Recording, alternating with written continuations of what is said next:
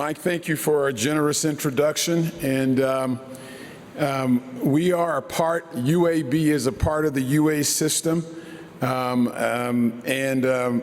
those who know Alabama, we have our own football team at UAB. We're not quite as good as the Crimson Tide, but I am a big fan of that, and I'm a big fan of you, Mike, and for the introduction.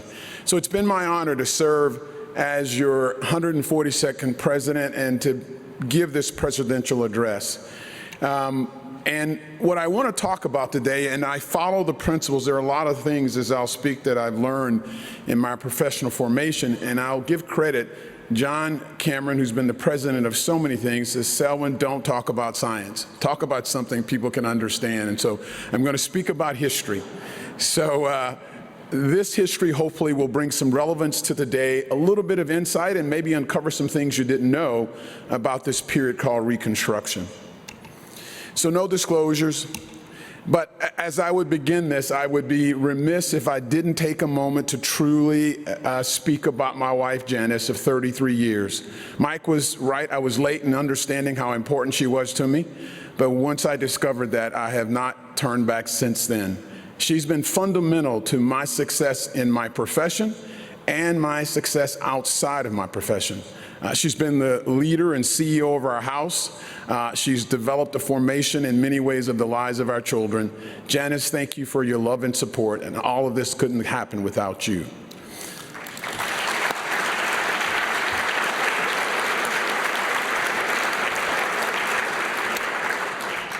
Now, my children thank their mom, too, for passing on their looks to them.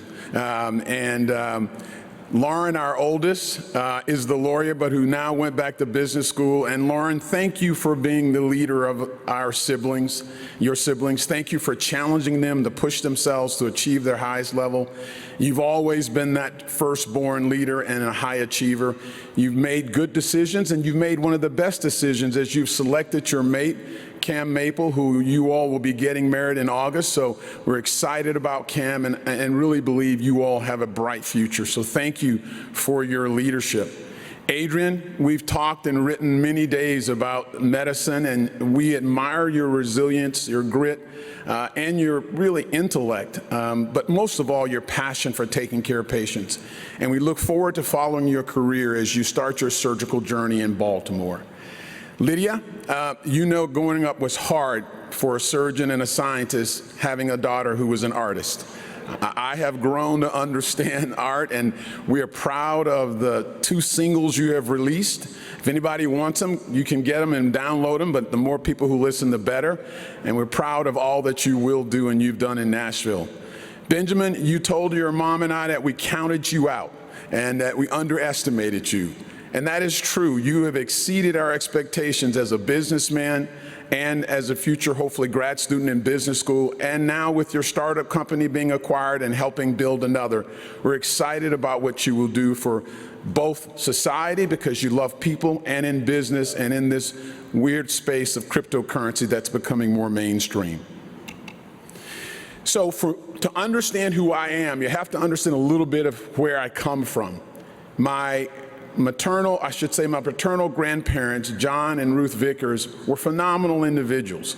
They raised 13 kids and actually had 14 when one died early in childbirth. But these 13 kids, they were provided, almost all of them, a chance to go to college. In that process, 4 of them have become doctors. My Aunt Louise is here, is a PhD, and one of the first black women to earn a PhD from Duke in the 1970s, and a retired college dean. My grandfather, with a 4th grade education, at 44 taught himself how to read and write, but prior to that time, he signed his name with an X. He went on to be a Baptist minister, but more importantly, to be a mayor of his town. He had tremendous leadership vision and skills. He encouraged and saw some ability in me and spent a great deal of time of fostering my growth. My maternal grandmother was a unique lady.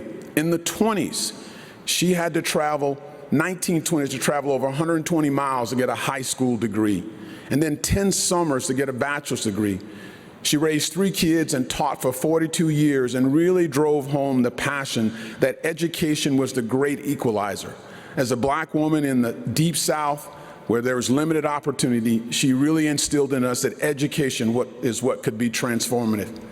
To my parents, my mom, who died in 2003, really secured my love for people and faith. And then my dad, who is a retired college dean as well, who showed me the benefits and the attitude toward hard work and achievement.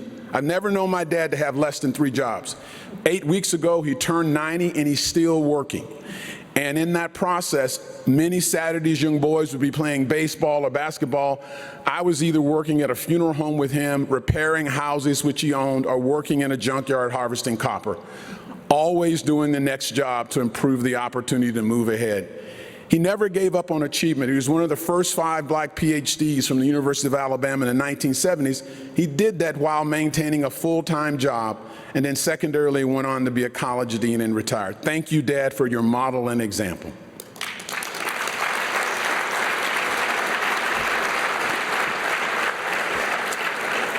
Mike, thank you for the generous introduction. This council has been phenomenal to work with. Mary and I go a long ways back to our early days at UAB. I continue to marvel at your leadership at Stanford. Kelly, thank you for your friendship.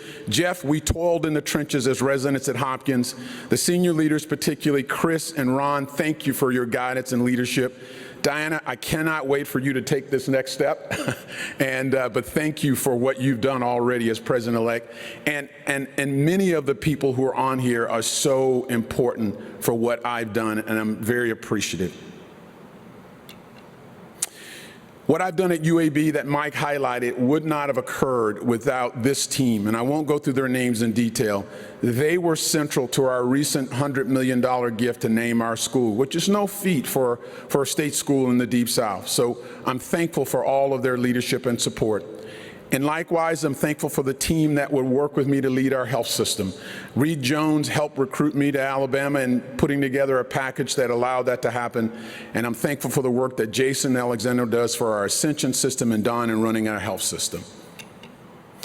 These individuals have all been important factors for me. Kevin Warren, who's the Big Ten commissioner, he and I grew a friendship almost 15 years ago, and we almost talk weekly. He's become a dear, close friend and been a close colleague throughout my journey, particularly as a leader. These pictures are individuals who continually have impacts, and I won't go through every name in detail. The one person who I would put here who has also influenced my life immensely is John Tarpley. John sort of helped guide me, certainly along a faith journey and how that fits with medicine. But Steve Stain, you've been a close friend and colleague through so many things. Tim, you've been a great friend and colleague, particularly through the Southern and through the National Academy of Medicine, where we bonded. John, you've helped me understand what it's like to be a CEO. Eddie, we've walked the path early as being chairs. Jeff, you still look young, as I told you out there, but thank you for your friendship. And Fabrizio, who could not be here, thank you for your close friendship as well. Now, where I am today could not occur without sponsorship, and the bookends I have particularly. Claude Oregon began and set the bar for me and others of what a young surgeon of color could achieve and do. And we didn't know what that could be, but the bar was high. And when you look at LD Britt, he exceeded that bar. LD, thank you for your friendship, your sponsorship, and your kindness to me throughout the years. I've grown to know you and appreciate all that you've done, but most of all, our conversations that we have on a regular basis. Gil Deetham, who hired me, and in the process, Gil had let UAB to do more transplants on African Americans in the division led by Jamie Locke today than any hospital in the world. And I'm appreciative when he came in '68 that he didn't look at color lines, he did the right thing. Marshall, thank you for recruiting me. Kirby, thank you for taking over in this chair and giving me a chance to lead. I would never be here today if you had not done that and saw something worthwhile in my leadership. Now, I've been associated with 3 departments of surgery, and I'll share briefly about them. I couldn't be prouder of the leadership that Herb Chin has provided for our departments. Herb, we recruited over 5 years ago, and he's done a phenomenal job transforming the department and growing. In addition, he's created an academic and culture environment that leads the American Surgical Congress on a regular basis with the most abstracts of any department in the country. The work of his division directors, Greg, Jeff, Jamie Davies, Vickers, Helen, Mike, and Adam, you have now built an outstanding department that you allow me every now and then to step in to be a part of. And I'm always appreciative and thank you, but extremely proud of what you're doing and what you've done. Minnesota still holds a special place, and this picture, which shows David Rothenberg and myself and John Najarian, was one of a special time. And I still share and support many people from that department. Saeed Akramanan, who's a good friend, and we call frequently. I'm proud of the work that you've done to continually grow that department, and I'm proud of the opportunity that you gave me a chance to lead a department of nearly 60 to 70 surgeons, and I was the only black surgeon in the department. That couldn't have happened many places, but you welcomed me and you gave me that opportunity that bettered all of us. And then finally, in my professional formation, I never forget, I always rely and call on. John Cameron selected me as an intern. I'm not sure why, but over time, John developed this phenomenal knack of selecting leaders. His record of training academic surgeons really in our generation is probably unparalleled. And in me, I appreciate the fact that he gave me the opportunity. What I appreciate most is that he made sure I was a capable and competent surgeon. Without that, none of this would matter. In addition, he saw a modest amount of leadership potential and challenged me in small but kind words to actually reach and achieve those opportunities. John, thank you for your continued friendship and mentorship and for your training. This picture highlights the school of John Cameron Associated Surgeons, and there are certainly a significant number. Keith, Charlie, and Mark particularly, you've been a dear and close friend. Rich, who we spoke just recently, you've been a great colleague, and I'm proud of all that you're doing at Colorado. And then obviously Herb. But I would add the newest member to this picture is Andrew Cameron. And Andrew now is the interim chair at Hopkins. I have some sense that that interim term won't be on his name for long. I'm proud of what he is about to do and what he will do in following in his father's footsteps. So let's get to this topic of Reconstruction. And it's one that's often not talked about, but I'd like to walk us through it and maybe see how it's relevant for the day. Historians today argue that we really can't understand the challenges of the pandemic, the challenges that we faced over the last 2 years, and the questions that we ask in America if we don't have some understanding of Reconstruction. Now, the outline I'll talk about is here. I'll talk about the definition. I'll talk about the first Reconstruction, a second and a third time period that hopefully will relay some practical implications for us. So Reconstruction classically is talked about as a post-Civil War time period in U.S. history that's usually defined from 1865 to 1877. And that's what we traditionally think about it. But Eric Forner, a professor emeritus from Columbia, who's really probably one of the world's experts on Reconstruction, he speaks of Reconstruction in this manner. It's the history of the ongoing cultural, economic, and political process of how America has tried to come to terms with the abolition of slavery and the integration of 4 million freedmen. And that process is still what we're going through today. It was clearly a central thing that was a part of the first Reconstruction. So this time period of first Reconstruction was significant because the questions that were asked then are really some of the fundamental questions that we ask today. In this first Reconstruction after the Civil War, the fundamental question was, who is a citizen of the United States? We ask that about DACA today. We ask, who has the right to vote? And we see voting rights laws changing dramatically across our country. We ask the question, what matters, states' rights or federal laws? A fundamental question that Reconstruction asks. We ask, what do we and how do we view domestic terrorism? A critical part of Reconstruction, and we see it today. The fifth question is, how do we fix long-standing injustice in the criminal justice system? A fundamental question that Reconstruction asked. And the sixth is, how do we create a fair economic opportunity for all, including the concept and understanding that there were 250 years of free labor? Well, this timeline highlights sort of the arrival of African Americans in 1619. The 1619 Project nicely writes that out, but it goes through briefly the things you can see. What I would point out remarkably, Wilberforce led the cancellation of the international slave trade with the British Parliament. And when that occurred, the American slave industry doubled down on domestic slave breeding. In the late 1700s, early 1800s, there were only 200,000 to 300,000 slaves in America. By 1861, there were more than 4 million. And that created a workforce that had a value more than every mortgage in America. Dred versus Scott in 1857 clarified that slaves had no rights to citizens.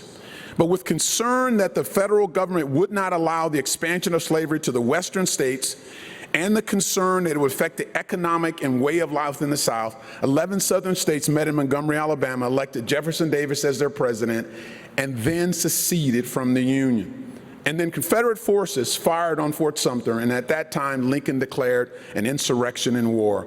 That then led to nearly 700,000 lives lost, nearly 2% of the population died, nearly 1/5 of all the white males in the South. In 1865, Lee did surrender in Appomattox, but that was just the beginning, if you would, of Reconstruction. This highlights a little timeline that I'll walk through, and I won't read through all of this, but it highlights the beginning of Lincoln's concepts and then the end with the Hayes Compromise. So Lincoln had an evolution of his thought about the Civil War. It clearly, like most at that time who were in leadership in the Union, it was about protecting the integrity of the Union. He was most frustrated that these states would break the Union up, and so the war initially was about keeping them in. But over time, to the influence of Frederick Douglass and others, he concluded that the real issue of the war was the moral issue of slavery. And therefore, he began to pen the Emancipation Proclamation, initially put in place in 1862 and formally issued in 1863, declaring all slaves to be free in the rebellious 11 states. That shift in his thinking really was critical. He mentioned it in his second inaugural address. He never got a chance to live it out because he was killed shortly after that, that America had to come to grips with this moral issue, as well as the 250 years of free labor. And from that came the 13th Amendment, abolishing slavery. And why the 13th Amendment abolishing slavery? Because the Emancipation Proclamation only abolished slavery in the Confederate States. There were slaves in the border states, Kentucky, West Virginia, Maryland. This now abolished slavery everywhere in the Union. But after Lincoln's death, he was replaced by his vice president, Andrew Johnson. Now, historians will argue they are competitors for the worst president in history, but most would say he won. He was stubborn, he was a white supremacist, former slave owner, and he clearly thought that the Civil War was only a suspension of 11 states leaving the Union for a temporary time, and that they needed to be brought back in. He felt there was no need for a federal Reconstruction. And in that fact, he simply wanted the rich slave owners and the rich plantation owners to ask for forgiveness for him, but states could come in with only 10% of the population declaring an oath to the Union. His leadership in that short time period allowed black codes and white supremacy and a reestablishment of the slave world in short order as soon as the Civil War ended. All of the elected officials were all the federal Confederate officers or leaders who came to Congress, but the Republicans of that day refused to seat them. By 1866, this was a transformed environment, but the black codes, as you can see, were really built out of the history of slave codes. Churches could not meet, ministers could not preach, and in fact, African Americans could not be caught after dark. Sundown was your day to be in. If you were caught without papers demonstrating that you did not work, or you did work for a white citizen, you could be left alone. But if you didn't have papers that showed you were fully employed by a white citizen, you were arrested and sold into labor for over a year. These laws were all different per state, whatever you went to. You had to have a labor contract. Women who may have wanted to stay at home were forced to work outside of the home, and you couldn't own land. A true return back to the pre-Civil War era in 1 year under Johnson's leadership. Well, in 1866, in the midterm elections, the Republicans won 2/3 majority in both houses. And they started on a process of an ambitious approach to how they would help really do Reconstruction. All of their bills were vetoed by Johnson. They were all overwritten by the Republican Congress, and then he was eventually impeached and stayed in office by one vote. The first is the Civil Rights Acts of 1866. And this now led to the 14th Amendment. And this was a bold new step because this was foreign to all of our European counterparts. None of them had this. Until the day, few, if any, have it. That is birthright citizenship. That is, if you're born in America, independent of servitude and color and race, you are a citizen with due protection and equal protection under the law. The Constitution prior to this had no mention of it because it never envisioned black citizens. It was now that this occurred and this amendment became a transformative law. In addition to that 13th Amendment of citizenship and the 13th Amendment of abandoning slavery, 14th Amendment of citizenship, this Congress went on to also put a 15th Amendment, which I'll talk about, but it established this ambitious agenda of seeing America and a South to have the opportunities for one, full citizenship for freedmen, that is blacks, equality under the law, the right for all blacks to vote, the right for economic independence, and the opportunity for representation in government. Back to the fact in 1857, freedmen, or at that time slaves, were not even considered to have citizens' right. And you go 10 years now, and there's this really audacious agenda to transform America and the landscape. Well, in order to make that happen, it wouldn't happen just by wishing it. The military part of this Reconstruction Act was truly transformative. The Congress then put in place, which Johnson vetoed and they override, they created 5 military districts in the South, all headed by 5 Union generals. And in that process, they were giving wide range of latitude. They could block down all the black codes. They could put in new judges, new officials. They could enforce the 14th Amendment, that people were all citizens and protected under the law. They got rid of local militias. They suppressed the domestic terrorism that had started with riots in New Orleans and riots in Memphis that both killed nearly 50 freedmen and often soldiers. This implementation of these military districts were fundamental to the transformative opportunities that were envisioned by Congress that now had a chance to take a foothold. So what were these things that occurred during Reconstruction that give us a little insight of what America might have been? So the Freedmen's Bureau, which was the arm created by Lincoln out of the Civil War to really now integrate these 4 million freedmen back into society, had a big job. It wasn't perfect by any means. It was initially thwarted heavily by Johnson, but it had a number of accomplishments. Over 3,000 schools were built. In the Deep South, there was no public education.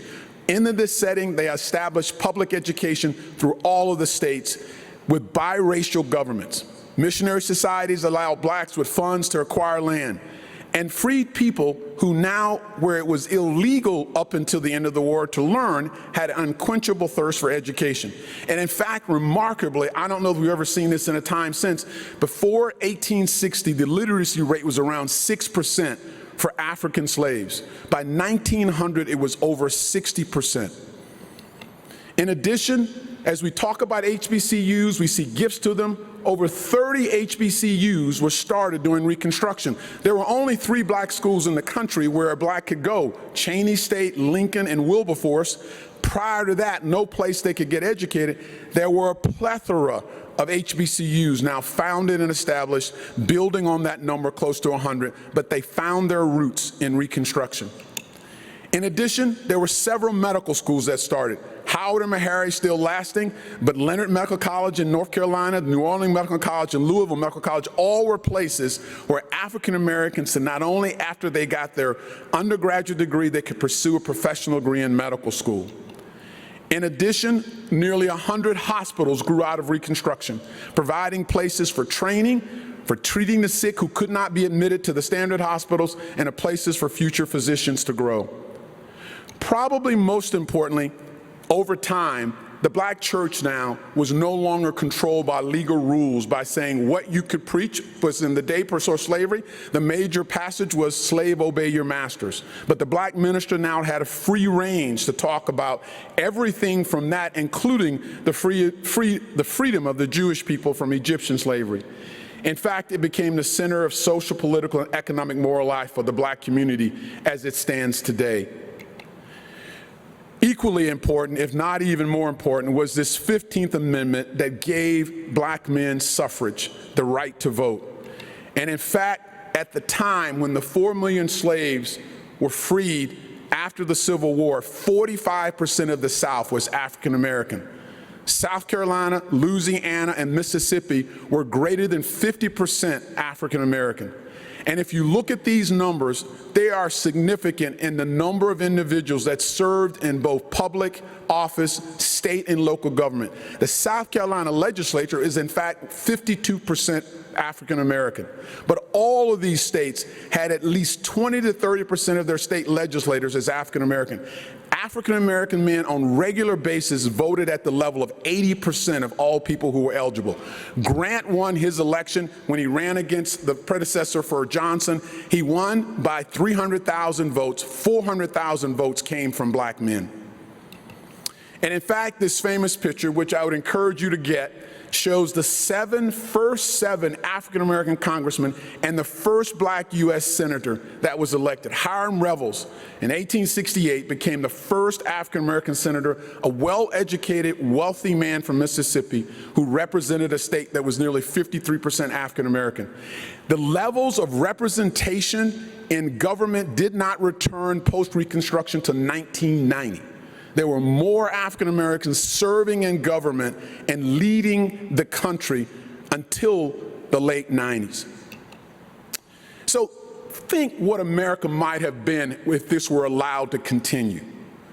The reunification of black families divided by slavery, creation of functional biracial governments, many of them serving as governors, representatives, black men who voted to the tune of 80%, establishment of independent black churches, public school education, nearly 30 institutions of higher learning established, medical schools, hospitals, a significant effort to make sure everybody had their rights protected under the law as citizens, and this unique opportunity to pursue that equality under the law, to vote, to have banks, to own businesses, and to lead in government. Think what might have been. The achievement in that time was phenomenal, with men and women coming out of a period of complete servitude for over 300 years and getting a taste of freedom and excelling at every level. Now, historiography will tell you that Reconstruction was a failed experiment, filled with corruption and failure. And the evolution of historiography today is to say Reconstruction is something we should have embraced and kept. Those early learnings now understood are probably by far from true, and it's an opportunity that we truly missed. Well, what ended it? The Northern leaders got tired, but probably most importantly, the Hayes Compromise. Hayes ran against Samuel Tilden. He was leading, but the votes, the electoral votes in South Carolina, Florida, and Louisiana were up for debate. They put together an electoral commission, and the compromise was you will get enough votes, Ruther B. Hayes, to be president if the following things are done. Put a Southerner in your cabinet, put money in the South, and pull the military out. Now, we know military presence is vital to success in Reconstruction. We look at our wars in Germany, Japan, and South Korea. Those economies are some of the strongest in the world, and our military has never left. We look at when we pulled out our economy in Afghanistan, understand how quickly things can change when the military is pulled out too quickly. That's clearly what happened in Reconstruction when the military was pulled. And then we had this lost period, 1877 to 1945, where the ideals of the 13th, 14th, and 15th Amendments were lost. It was a return to black codes. Those ideals were transformative for the Constitution, but they now were suppressed and lost. And it really wasn't until 1954 with Brown versus Board of Education, when separate but equal was declared unconstitutional, that we saw any change. We didn't get to any black congressman until the 1960s, and we didn't have a black senator until the 1967. So this period people have called the Second Reconstruction. Again, a period where America's struggling with what do we do to integrate these 4 million black slaves, freedmen, and their offspring back into our society. And then this was a time clearly of sacrifice and courage, and where ordinary men and women became heroes. Arguably, you know these two people who started in many ways what people argue the aegis of the civil rights movement in Alabama. And some of you heard me speak about it, but I'll share it with this broader group. King came to Montgomery, chose not to go to Atlanta because he was finishing his dissertation. He wanted to go to a quiet church to finish his writing. Rosa Parks was a seamstress who was sitting in the black section of the bus. And because the white section was full, she was asked to get up and she refused. King was the default choice because the two leaders in Montgomery, had they selected either of those leaders, they would have split their coalition. So they chose this young preacher who one person said, I know he can move people with words. We don't know if he can lead, but we'll ask him to lead. And the rest is history.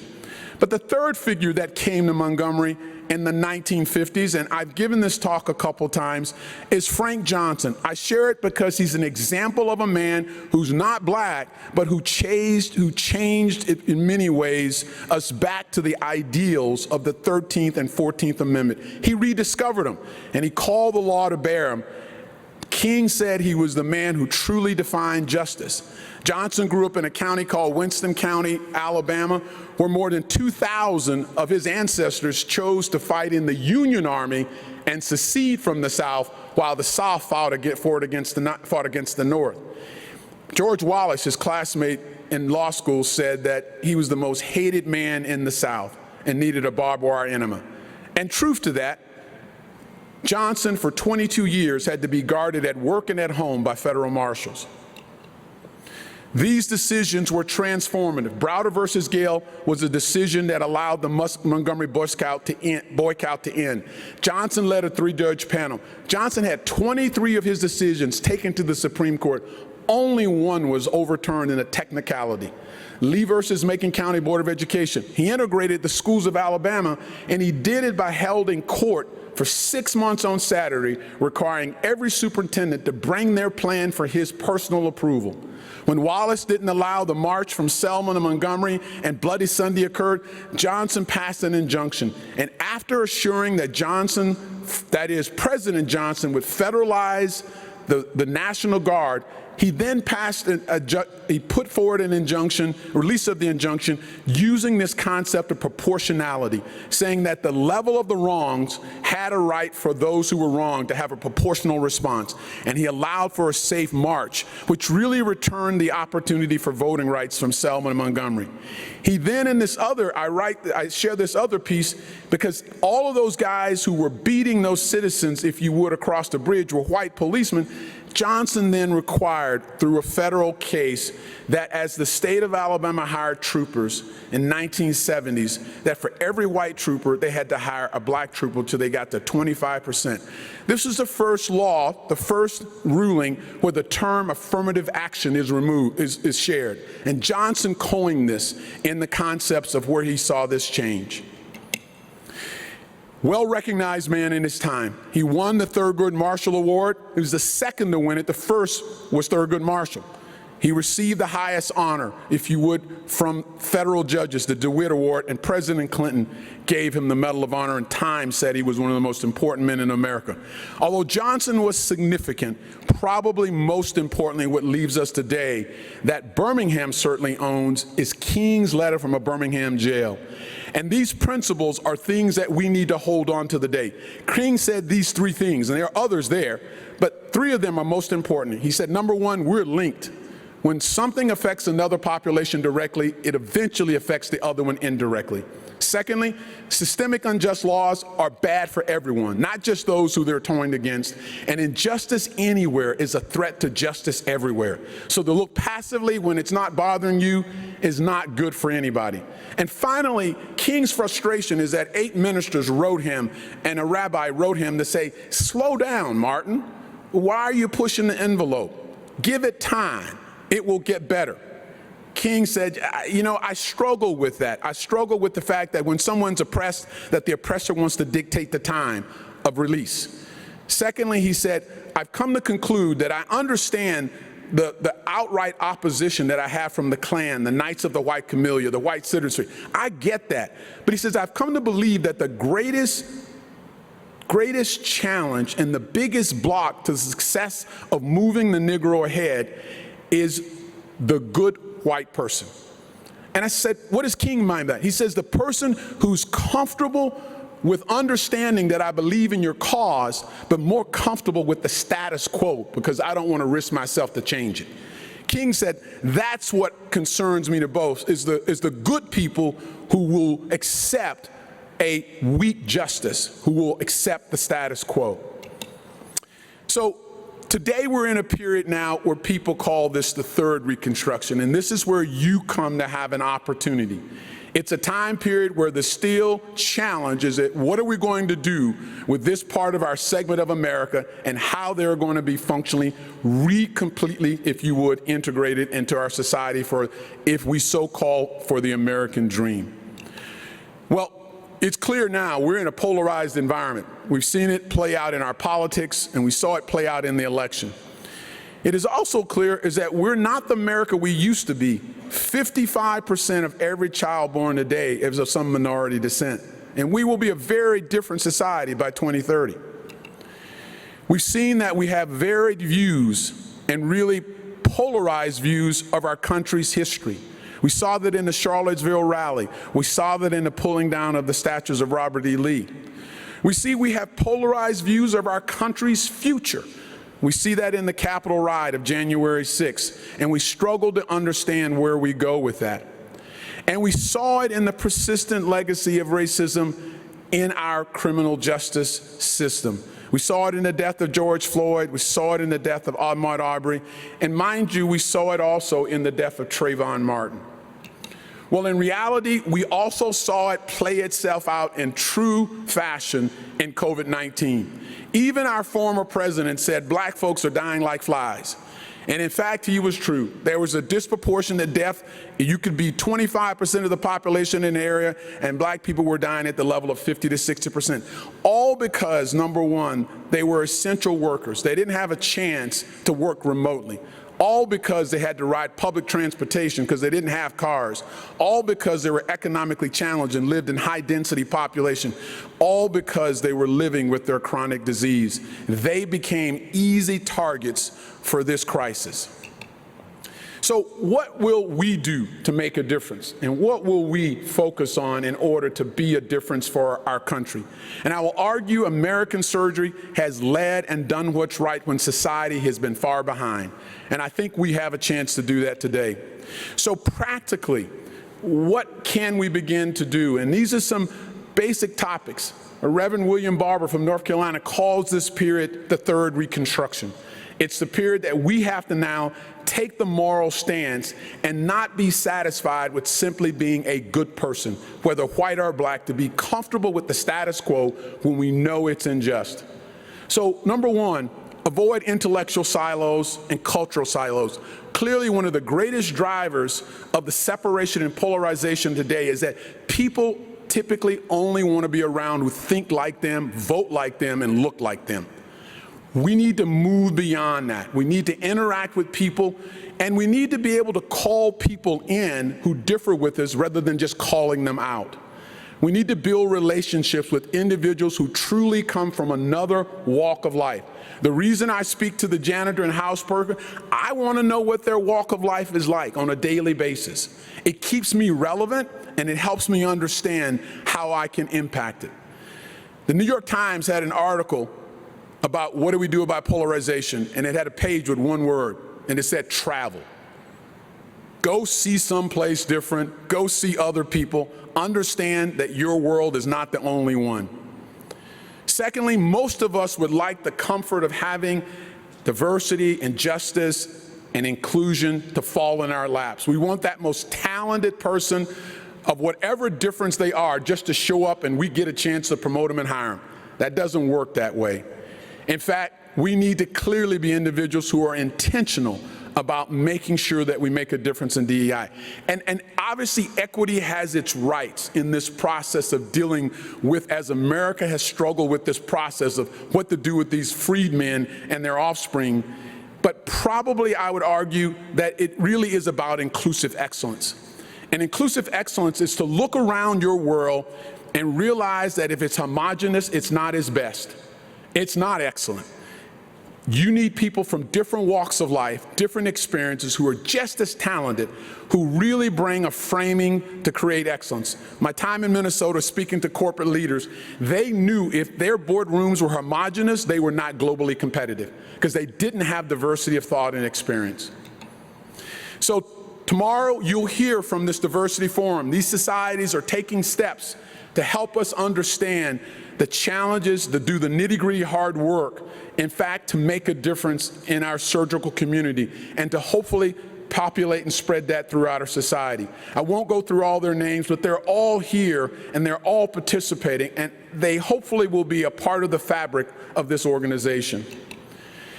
I'll show this side because on a number of occasions, I've had members of this group tell me that this is the most prestigious society sort of the American Surgical, and that is being an honorary fellow of SBAS. These individuals and others who are not on here are individuals who took the stand to say when it wasn't popular, we're going to support this group toward excellence and inclusion. They took the stand that they were going to be a part of this process of coming to terms with how do we bring these people into the fold to have fair opportunity to look like that first Reconstruction. And the names here, and others will be added this year, are men and women who are all white as members of this black society who are willing to take that step to say, we're going to do the right thing in order to make sure America understands who we should be and what we can become. I'll stop. This is my favorite quote of Queen. I often use it, but I think it is so important for us to think about because the things that I'm putting forward won't occur unless we individually own them. There are a lot of quotes by King, but this one I like the most, and it relates to what we do today and how we live to make a difference. It also very much lays out our responsibility around creating an equitable and just world for academic surgery. King says no code of conduct ever compelled a father or a mother to love his children. That is, you can't make no law, you can't make a law to have someone do that, or a husband to show affection to his wife. King says the court of law may force a man or a woman to provide bread for the family, but it cannot make him provide the bread of love. He then says, and I add, a good father, good mother, and most importantly, a good leader is obedient to the unenforceable. The stuff that you know you should do when nobody's looking. The stuff you do when nobody will give you credit for it because it's right. The stuff you should do when everybody opposes you and yet you know you need to do it. His idea is that obedience to the unenforceable, those things that often occur unseen but yet are vital, is the ultimate solution to many of our problems and to many of the challenges we face. It's the willingness for people in this room, the willingness for people in our society to obey the unenforceable. Thank you all. This picture, I take this topic from Courtney Townsend. Probably 30 years ago, he talked about a turtle on a fence post in East Texas. Turtles are on fence posts in Alabama too. The reality of it, it reminds me of myself because getting there did not occur without people who partnered, people who mentored, who coached, who sponsored, who intentionally allowed me to go forward. It clearly is the evidence of how, as Mike Longonger said, anybody who gets this honor did not get it on their own. Undergirding that is my faith, family, and friends, and thank you for the opportunity to serve as your president.